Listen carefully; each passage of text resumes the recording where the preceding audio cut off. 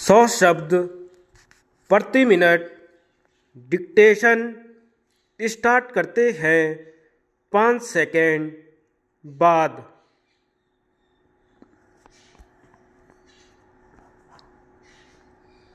सभापति जी, मैं आपकी इजाज़त से एक महत्वपूर्ण मामला उठाना चाहता हूँ। राज्यपाल ने अपनी रिपोर्ट में यह माना है कि जिस दिन अर्थात 17 नवंबर को यह रिपोर्ट की गई, उस दिन भी राव वीरेंद्र सिंह मंत्रिमंडल को विधानसभा में बहुमत का समर्थन प्राप्त था। राज्यपाल ने अपनी रिपोर्ट में कहीं यह नहीं कहा है कि मंत्रिमंडल विधानसभा का बहुमत खो बैठा है। अल्पमत में शासन चला रहा है। अल्पमत शासन चलाने में संविधान के प्रावधानों पर आघात होने की बात समझ में आ सकती है।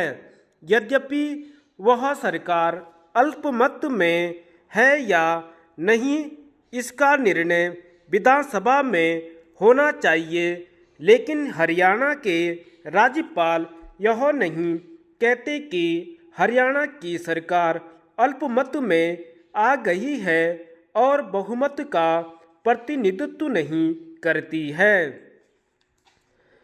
17 तारीख को चौधरी देवीलाल के गुट के सदस्यों द्वारा कांग्रेस में मिलने के बाद भी और अपनी मुख्य रिपोर्ट राष्ट्रपति को भेजने के बाद भी राज्यपाल ने राष्ट्रपति जी को जो पत्र लिखा है, उसमें उन्होंने इस बात को स्वीकार किया है कि 78 सदस्यों के सदन में राव मंत्रिमंडल को 40 सदस्यों का समर्थन प्राप्त है। राव सरकार को इसलिए भंग नहीं किया जा रहा है कि वह अल्पमत से नहीं रही, बल्कि राज्यपाल महोदय ने इस संबंध में बड़े विचित्र कारण दिए हैं। संविधान कहता है कि राष्ट्रपति को अपने को संतुष्ट करना है कि संबद्ध प्रदेश की सरकार संविधान के प्रावधानों के अनुसार नहीं चलाई जा रही है। मैं संविधान को उद्धृत करता हूँ। संविधान में स्टेबल शब्द नहीं है। कोई सरकार स्थायी है या अस्थायी है, टिकाऊ है या कल गिर जाएगी, यह प्रश्न अलग है। किसी राज्यपाल की दृष्टि में कोई सरकार टिकाऊ नहीं है, इसलिए वह राष्ट्रपति को यह सिफारिश नहीं कर सकता कि उस राज्य की विधानसभा भंग कर दी जाए, मंत्रिमंडल समाप्त कर दिया जाए और जनता पर राष्ट्रपति शासन लागू कर दिया जाए। राज्यपाल ने अपनी रिपोर्ट में स्टेबल शब्द जोड़ दिया है, जिसे संविधान के निर्माताओं ने कहीं स्थान नहीं दिया। यह राज्यपाल की अनधिकार चेष्टा है, जिस पर सदन को गंभीरता के साथ विचार करना होगा। संविधान में कहा गया है कि अगर कोई राज्य सरकार संविधान के प्रावधानों के अनुसार न चले, राज्यपाल महोदय इस बात के 2 कारण देते हैं कि हरियाणा की सरकार संविधान के प्रावधानों के अनुसार नहीं चल रही है।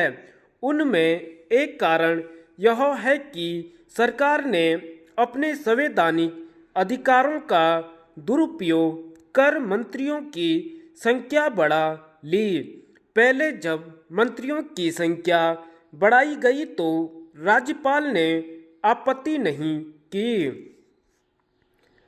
अध्यक्ष महोदय, ताज्जुब तो यह है कि अंग्रेजी का विरोध करने वाले इंग्लैंड में डॉक्टर, वकील, बुद्धिजीवी और ऐसे लोग थे जिनका फ्रेंच और लैटिन के साथ एक निहित स्वार्थ जुड़ा हुआ था। उन्होंने अंग्रेजी भाषा को एक बार बैरिक लैंग्वेज कहा था। इंग्लैंड में भी यह तर्क दिया गया था कि अगर डॉक्टरी की पढ़ाई अंग्रेजी में की गई तो मरीज मर जाएंगे। अंग्रेजी इस योग्य नहीं है कि वह कानून की और शिक्षा की माध्यम बन सके।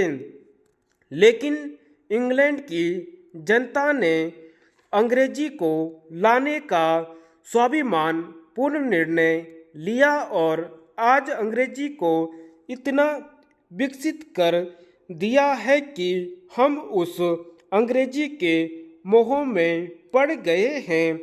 हम उस अंग्रेजी को नहीं छोड़ना चाहते हैं।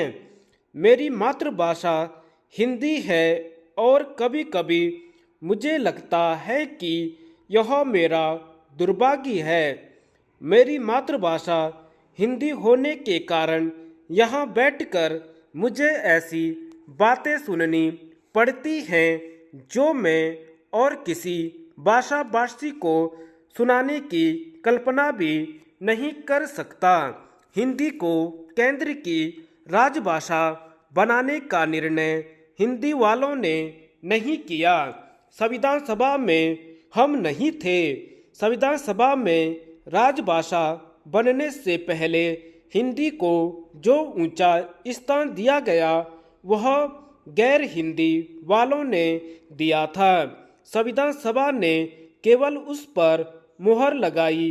अगर यह संसद चाहती है तो संविधान को बदल सकती है। अगर संसद चाहती है कि सभी भारतीय भाषाएं केंद्र की भाषाएं बने तो हम उसका विरोध नहीं करेंगे, उल्टे हम उसका स्वागत करेंगे। हिंदी का किसी भारतीय भाषा में झगड़ा नहीं है। हिंदी सभी भारतीय भाषाओं को विकसित देखना चाहती है, लेकिन यह निर्णय संविधान सभा का है कि हिंदी केंद्र की भाषा बने। जब संविधान सभा ने यह निर्णय किया तो संविधान का जो प्रारूप बना था उसमें अंग्रेजी के प्रयोग के लिए 5 साल रखे गए थे। बाद में अहिंदी भाषी लोगों की कठिनाइयों को ध्यान में रखकर 5 साल की अवधि बढ़ाकर 15 साल की गई। आचार्य जी ठीक कह रहे हैं कि यह गलती की गई। कुछ लोग इस मत के हैं कि अगर अंग्रेजी जानी चाहिए थी तो एक बार में ही चली जानी चाहिए थी। अंग्रेजी को धीरे धीरे हटाना मुश्किल है, यह वास्तविकता है। धन्यवाद।